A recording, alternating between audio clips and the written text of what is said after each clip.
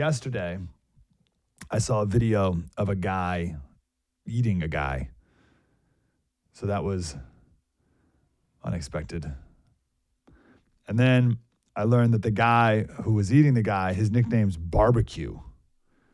So now I'm thinking, well, hold on. Is that what this guy does? Like, that's why he's called Barbecue? Because he likes to barbecue people? Or does he love, like, pulled pork sandwiches? Like, what are we talking about here exactly? And it was all in Haiti. And Haiti is in some turmoil right now. So I thought we got to talk to Frances Martel about this and other things. Frances, how are you? This cannibalism video. But other than that. Yeah. So let's talk about Haiti here. So what in the world, maybe let's do a little history. Why is Haiti so different than the Dominican Republic? What do we need to know about Haiti's background that will help us make sense of today? Well, Haiti was the first country to liberate itself from European colonists, and it did so in an extremely violent and chaotic way before the Dominican Republic, before a lot of countries. And that doesn't necessarily mean that, that's a good thing. The last country to free itself was Cuba, and Cuba's a disaster in a different way. But that's the beginning of the chaos, is that the Haitians kind of liberated themselves from the French.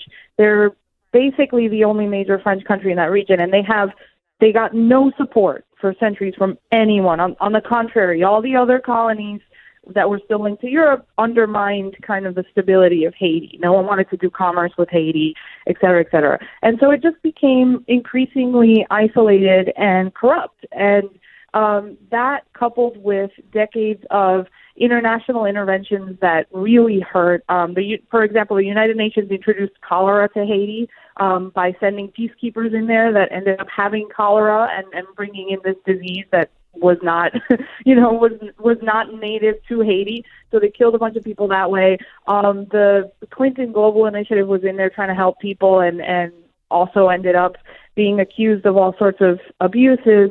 So those kinds of interventions, and then natural disasters. You had this giant earthquake, I think in 2010 it was, and the devastation was no one recovered from that.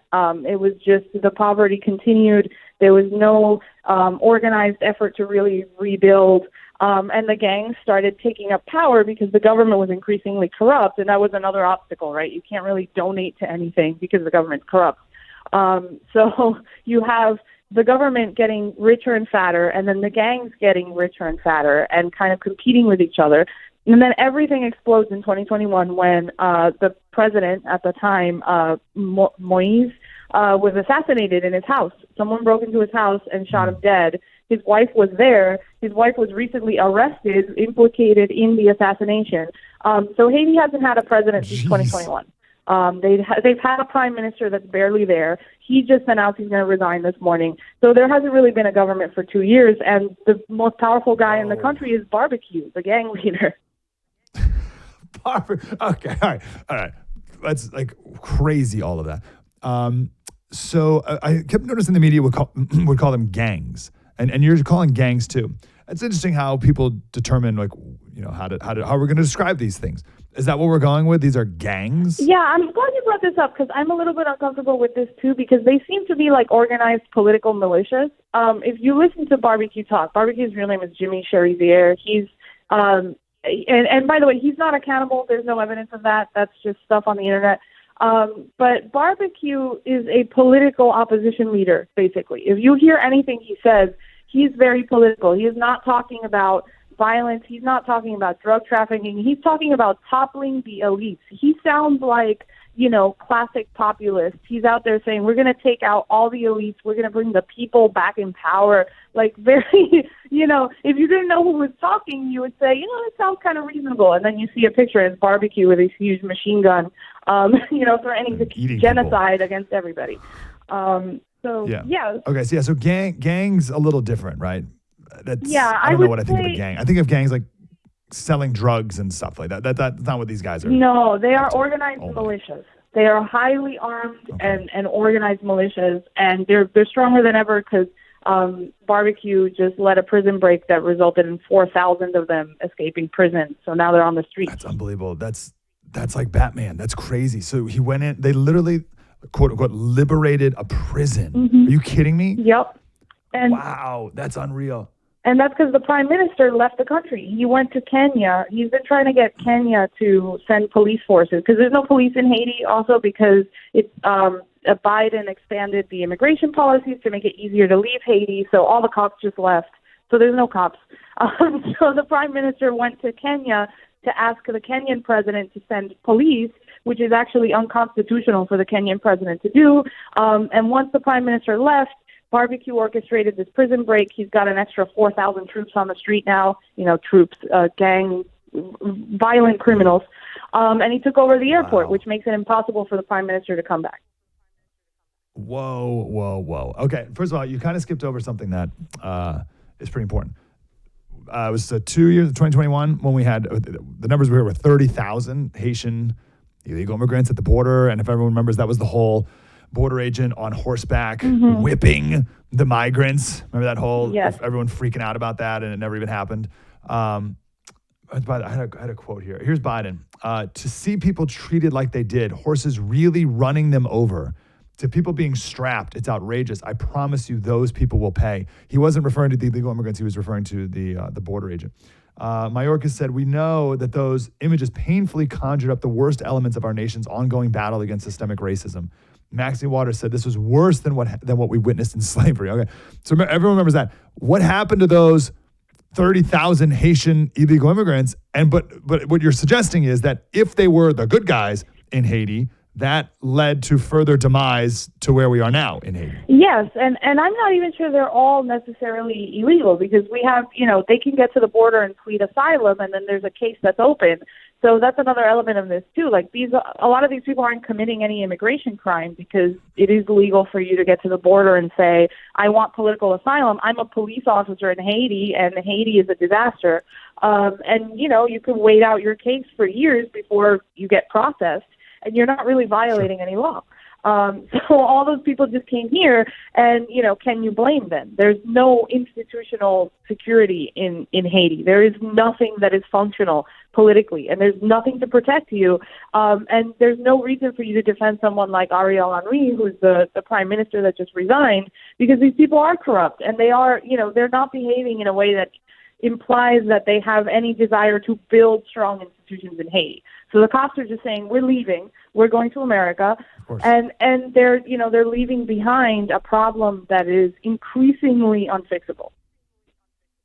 Well, okay. How does this affect us here in America? Well, the immigration surge, for sure. If you are in Haiti and you can in any possible way get out, you're going to get out, because there's no trust in any institutions there again. There's no, you can't just be a civilian in Haiti and have, your basic needs met. So you're going to get out.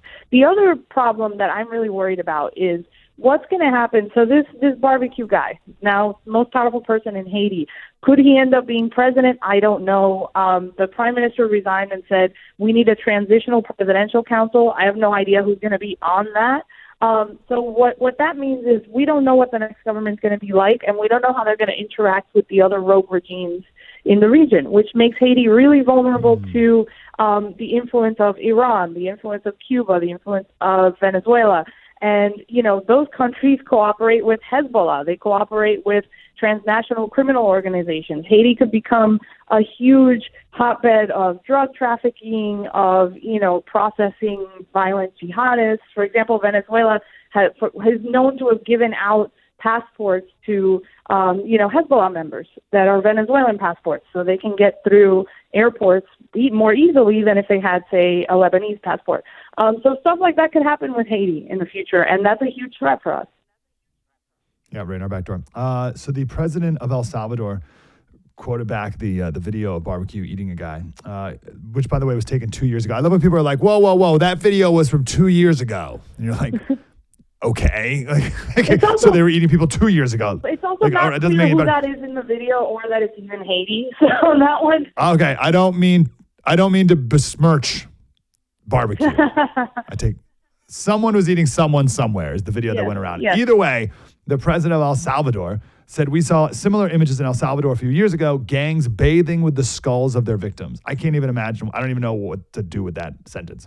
I don't know what it looks like to bathe with the skull of your victim. All the experts said they couldn't be defeated, because they were, quote, an intrinsic part of our society. They were wrong. We obliterated them. The same must be done in Haiti. I don't think we talked to Francis since the president of El Salvador did this speech from the Grand Palace in El Salvador. It was pretty gnarly looking because it was a huge crowd. It was like a World Cup match, massive crowd. And he's up there in the balcony, right, which is very like Latin American-y, like to have like a speech from the balcony like that. But it was like a beautiful scene, right? Like it was, the palace was all lit up and he's out there with his wife. But it was weird too because he's young and he was wearing like a t-shirt with the sleeves rolled, like a long sleeve shirt with the sleeves rolled up. So it was like weird that he wasn't wearing a suit and stuff. So it's kind of like a weird scene to look at. Anyway, he was talking about how, we were the number one murder capital in the world and now we don't, and all those experts were wrong and we shut it down, and aren't we amazing and wonderful? Do we like the president of El Salvador? We're in a trust but verify relationship with the president of El Salvador. He has done tremendous good for that country right now. But he has done it by amassing an incredible amount of power, by organizing some dubious constitutional legal arguments. For example, it's unconstitutional to be reelected president in El Salvador. He threw everybody off the Supreme Court, got a new Supreme Court that said that he could run again. So shady things like that. But indisputably, El Salvador is much, much better than it was before he was president. And he did it simply by getting enough money to pay enough police officers to just arrest everybody, and by suspending some freedoms of assembly and some constitutional freedoms. But the thing is, you could ask any Salvadoran. I live in a neighborhood with a lot of them, and they'll say, 2 years ago, I couldn't take my kids to the public park because the gangs control the park, and if you're there, they're going to recruit your kid. That is not the reality anymore. So Salvadorans feel way freer than they did 2 years ago, even with the suspension of, alleged suspension of constitutional liberties. So he's done a tremendous job. My question is, what happens when the gang war is 100% over, there's peace and prosperity, and then does Bukele go off into the sunset and when his term is over, or is he going to want to stay in power? And that's kind of a wait and see